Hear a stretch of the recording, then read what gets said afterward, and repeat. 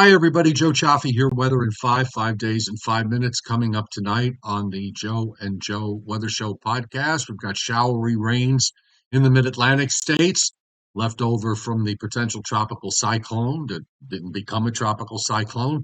But that rain is slowly moving its way up the coast, and we'll talk about what we're going to get from that, the onshore flow, and how long that's going to last, because that's going to be problematic to some extent.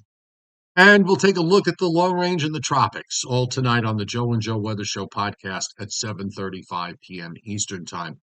Right now, as of 3:30 p.m. Eastern Time, not much going on in the eastern part of the United States from the standpoint of adverse weather and watches and warnings. We do have flood watches still up for southeastern Virginia, as well as northeastern North Carolina. We also have some coastal flood advisories that extend up from southeast Virginia and Chesapeake Bay to the Delaware coast. And we're probably going to have some coastal flooding issues to deal with over the next several days with the onshore flow and the full moon.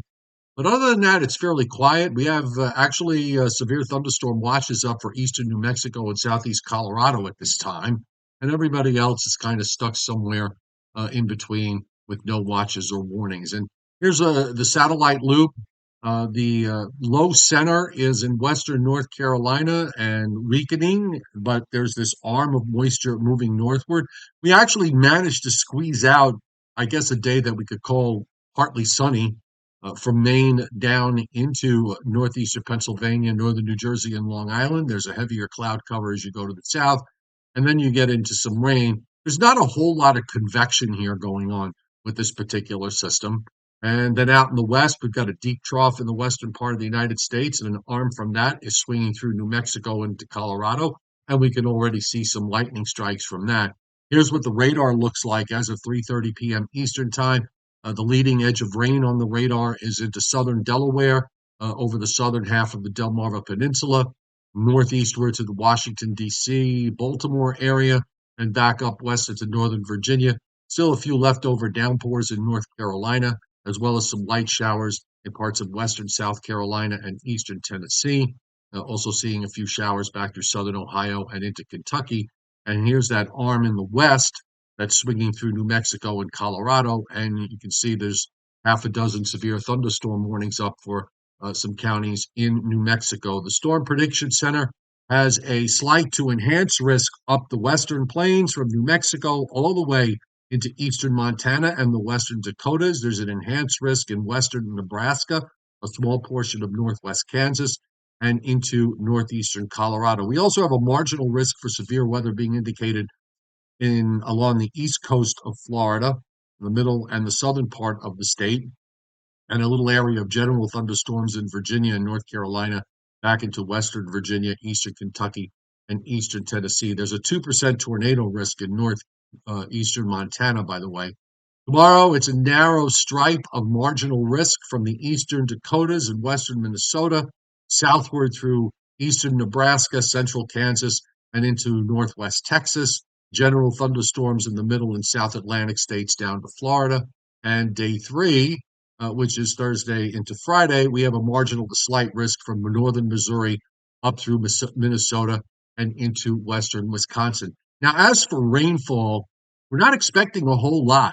We still think that there's going to be a sharp cutoff where you go from a half to three-quarters of an inch to just a few tenths and maybe even less than that when you get into upstate New York and into interior central New England.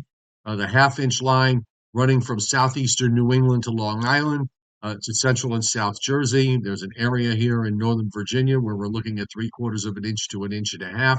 I suppose it's possible that some areas could wind up with more than that amount, some local downpours. This does not, to me, look like a big flash flood issue. We also have an inch to as much as 2.5 inches being indicated for much of Kansas and Nebraska into Iowa and Missouri. In central Montana, we're seeing some rains of up to several inches. And in the extreme northwest corner of the Pacific Northwest into southwest Canada, also in South Florida, where we're seeing the possibility of several to maybe as much as 6 inches of rain over the next 7 days in the southern part of that state. So we've been talking about this onshore flow, and this is going to be an issue, I think, in the coming days. uh, primarily because it's going to not reinforce the moisture. It's also going to create that easterly gradient. Not that we're going to have much in the way of gusty winds, but that's going to push the water on shore and increase the coastal flooding problem. Rain's going to move up the coast. I think, again, the coastal areas get grazed with this low, and the low is going to stay offshore for Thursday into Friday. So there could be some on and off rain or showers or drizzle from southern New England down to coastal New Jersey for Thursday and for Friday. It looks like the improving weather conditions may wind up getting delayed if this low hangs on. Looks like it's going to be very stubborn and still showing some rain possibilities Friday night into Saturday. If we don't get the rain, at the very least, it's probably going to stay overcast into the start of the weekend. And then by Sunday, that big high that's going to be building from Labrador down into New Brunswick in Canada will probably allow for some improving weather conditions. And then the low drops to the south. And next week looks to be dry. All the global weather models seem to want to develop a tropical storm into a hurricane later next week in the Northwest Caribbean and moving it into the eastern Gulf of Mexico, but that's still a long ways away, and we'll see how that goes.